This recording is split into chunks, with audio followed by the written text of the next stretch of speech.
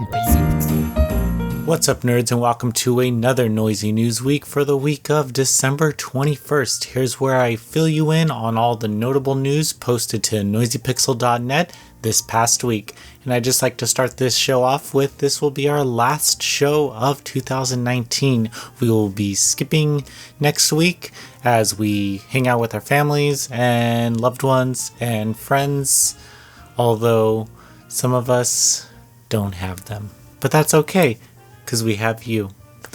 Now, I don't know what's worse in that situation. Please don't unsubscribe. So let's end the year off with a bang of great news.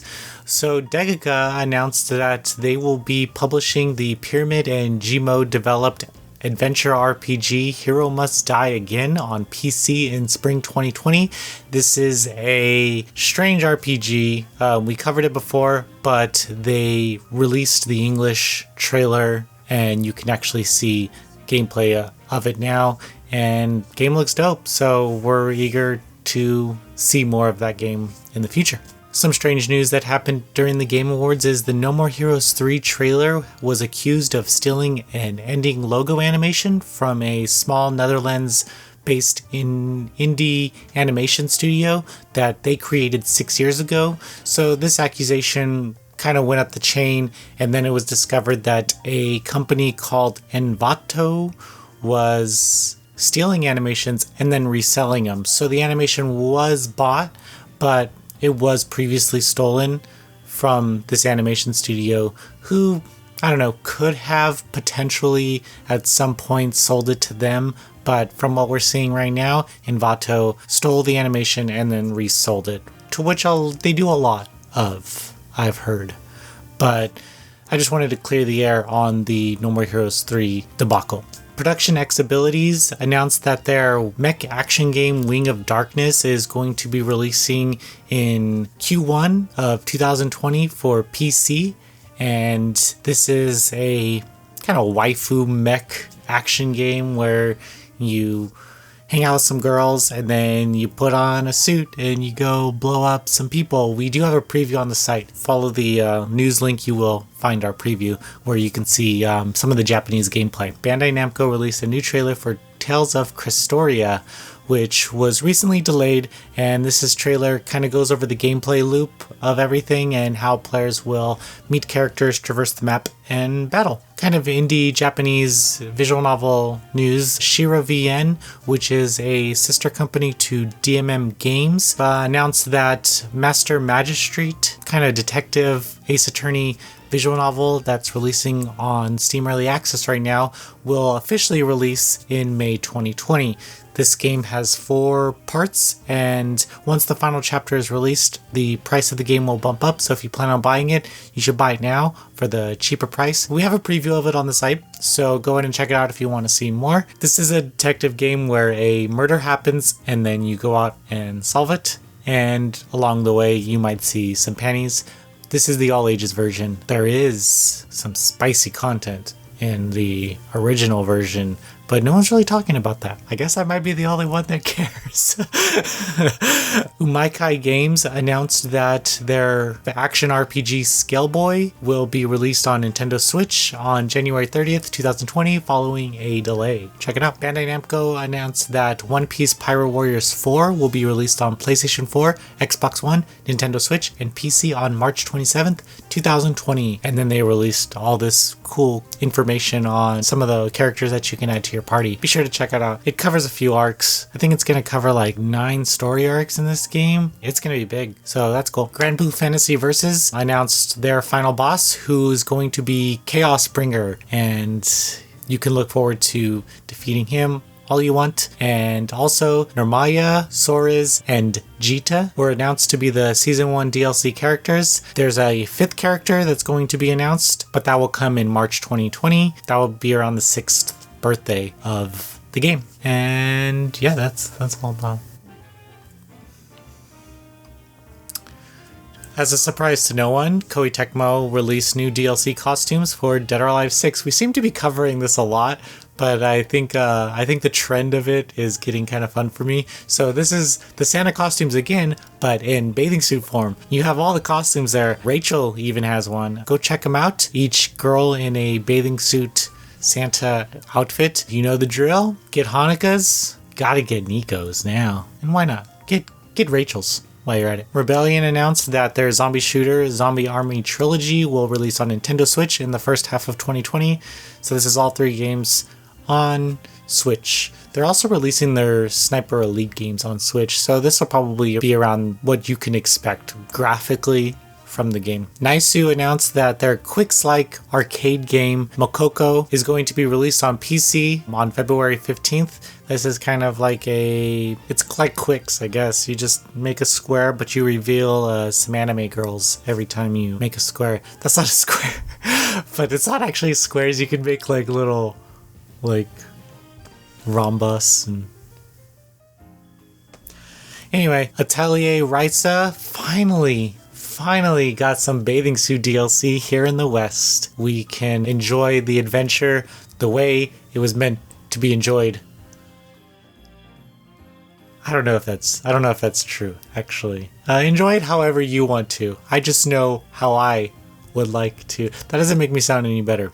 Anyway, also the soundtrack is on Spotify. This is the first soundtrack from Koei Tecmo on Spotify. Sega announced that you can register for Phantasy Star Online 2 closed beta for Xbox One. All you'll have to be is in the Xbox Insider program, but that's just a couple steps. Anybody could be a part of it. So check that out if you want to play that. Actwell announced that the Bandai Namco developed board game party game Billion Road is going to be released on Nintendo Switch and PC in March 2020. This is a game where, kind of like Mario Party, where you travel around the board, but you invest in certain things, and then after time passes, you can cash in on those investments, but sometimes it doesn't work, and you can play with up to 4 players online or locally, and it's just a fun party game from Japan. Pearl Abyss released new information for their Plan 8 game. This is that Exosuit MMO, and goddamn, I don't know why this game is looking so good, but it is, and I'm excited about everything I've been reading about it, but I know in the end it's just going to be an MMO, so I don't know what to expect. I think it looks cool, that's all I can say.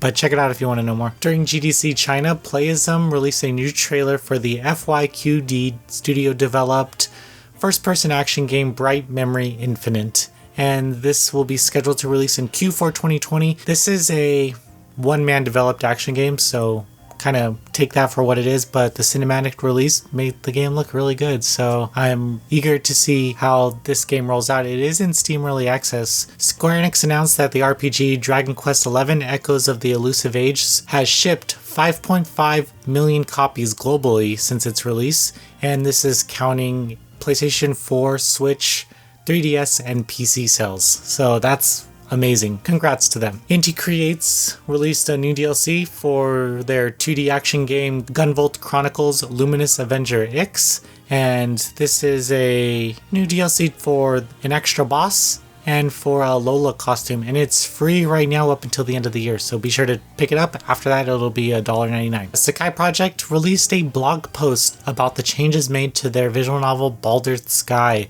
and how it was not released in their preferred choice, but it was either this or nothing at all. And I know some Western players kind of enjoy the whole nothing at all approach. I really do think that Sakai Project put a lot of effort into releasing this game, and it was the developers who pushed them to not include the 18 plus content.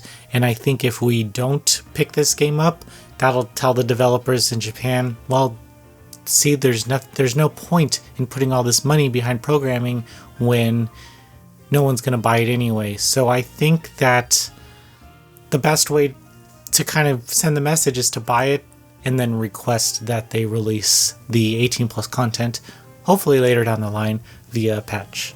And that's all we can do, really. The developer Giga has a lot of good titles. I would like to see them in the West. We'll see what happens. This is one of their best, though, and it's very accessible because it's kind of an action RPG with the visual novel, and it's not like hours of visual novel and then one action. There's a lot of action in between everything, and some sex that we don't get to see. Read the blog. MyHoYo announced that their mobile RPG Honkai Impact 3rd will launch on PC in the West on December 26th. This is going to be cross-play with the mobile version, so if you have a mobile version account, you can sign on to the PC and get to playing. This is cool. Modest released a new gameplay trailer for the follow-up to Remothered Tormented Fathers. The new game is titled Remothered Broken Porcelain. Stars a girl who runs around a mansion and there's a bunch of spooky things everywhere. There's snow, so I think they kind of correlated that with the holiday season. NeoWiz announced that they will be publishing the Jelly Snow developed 2D action game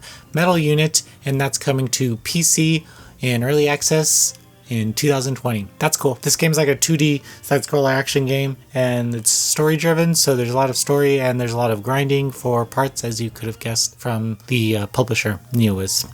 Idea Factory announced that Azure Lane Crosswave will be coming to PS4 and PC in February 2020. No concrete release day, but we got a window, and they should be selling their standard edition on their website. So if you want a physical release, you're going to have to go to their website, or I believe Limited Run Games is selling it also. PM Studios released a new trailer for the Poke Life Studio developed 2D action game Evolutist. That will come to major platforms in 2020, but this trailer is freaking nuts.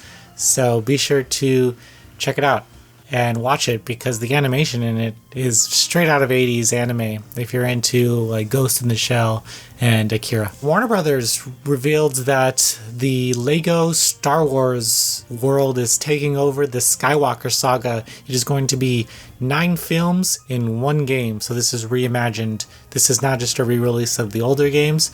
They are going to include everything.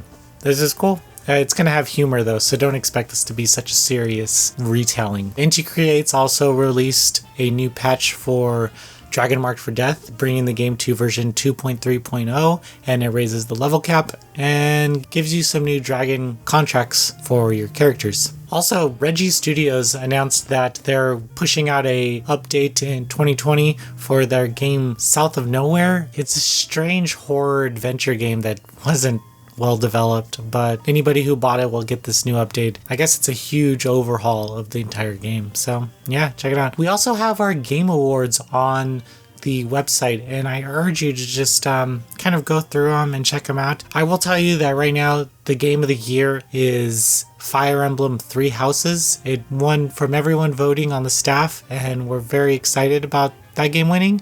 Yeah, I believe it deserves it, but we also have recognitions for other games like Best Genre, Best Publisher, Best Developer, so please go check out what we have. I'd also like you to check out our top 50 underrated games of 2019. Quite possibly so many great games got released this year, and I believe that you might have missed out on one, so take the time to go through that list and see what's up. As for reviews on the site, we have Winter Polaris, Steins Gate, My Darling's Embrace, Kingdom Under Fire 2, and Mosaic. And that's it. Happy holidays, everybody. Thank you so much for a wonderful year, and we'll come back in 2020 relaxed, rejuvenized. We got so much to do next year. God, we're going to GDC, we're going to PAX East, we'll think about E3, but we'll definitely go to Anime Expo. Yeah, it's going to be a crazy year. Thank you, seriously, because without you, we would not be anything at all. So this is an honor to put these together weekly for you, and thank you so much for watching and hanging out. Have a great holiday, and see you next year.